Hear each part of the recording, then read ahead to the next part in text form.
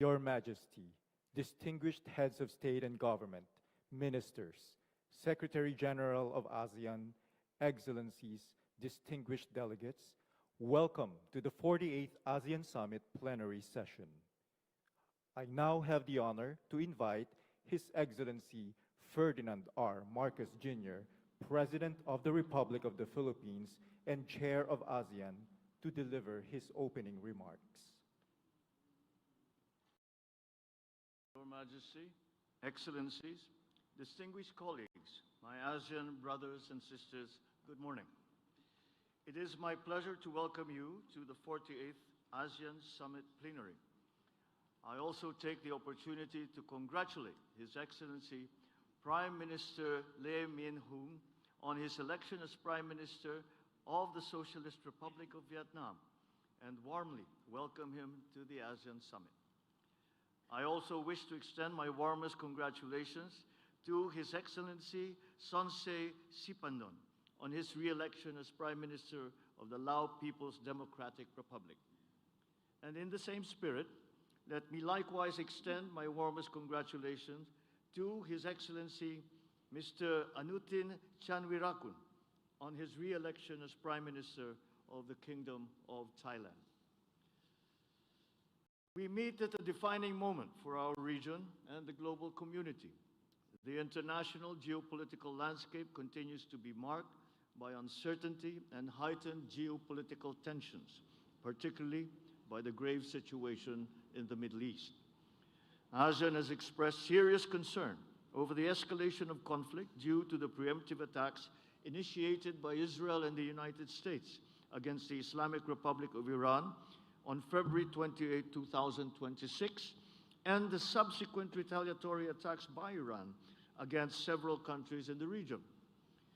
These developments have disrupted maritime and air transport routes, heightened risks to merchant and non-combatant vessels and aircraft, and affected the flow of energy and essential goods.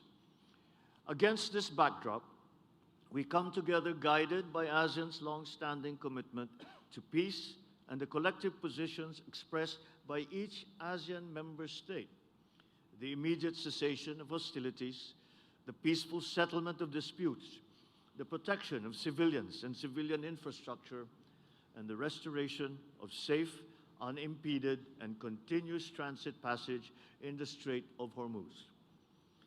For ASEAN, these challenges are deeply felt by our people through higher living costs, supply disruptions, threatened livelihoods, economic strain, growing vulnerability, both in our homelands and amongst our nationals in the Middle East.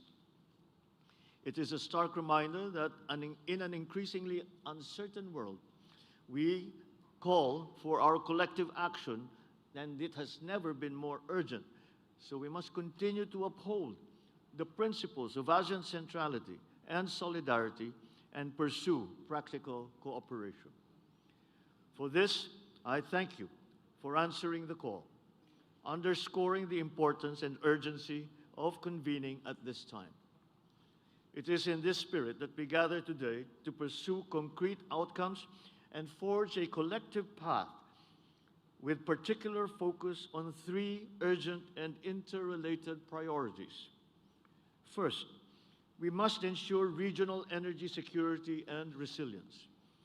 At a time of heightened volatility, ASEAN must strengthen coordination and reinforce preparedness, pursue practical collective measures to safeguard a stable energy supply and improve interconnectivity, all the while advancing alternatives and renewable energy sources to protect our economies from further shocks and to respond to the urgent challenge of climate change.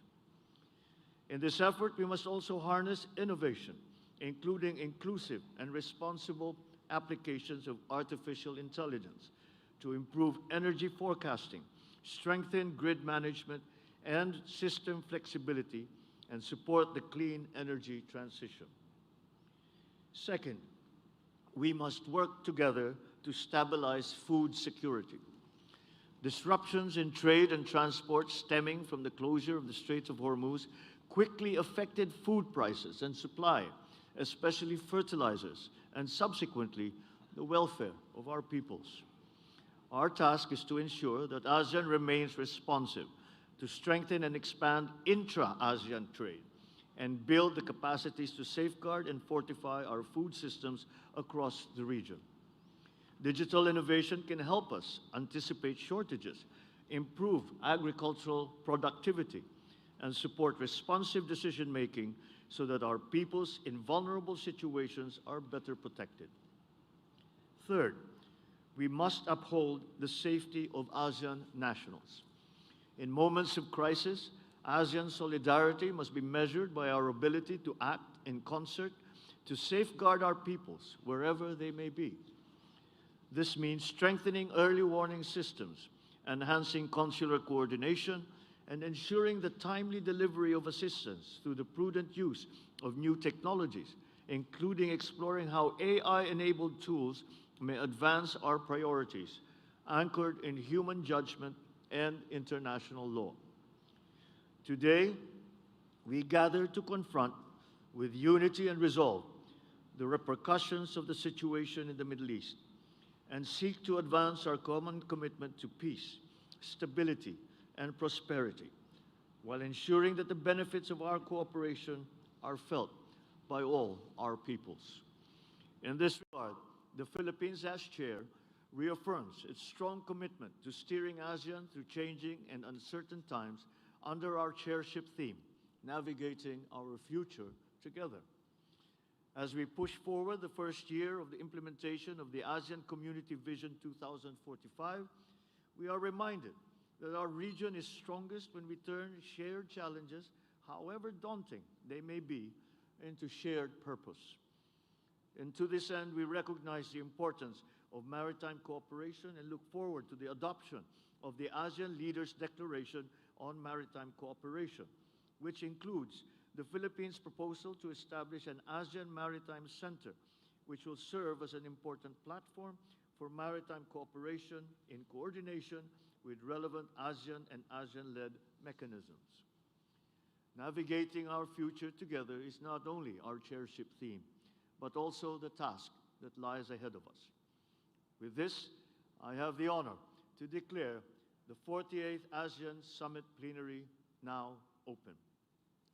And at this point, I kindly request that our friends in the media leave the room so we may continue with our discussions. Thank you.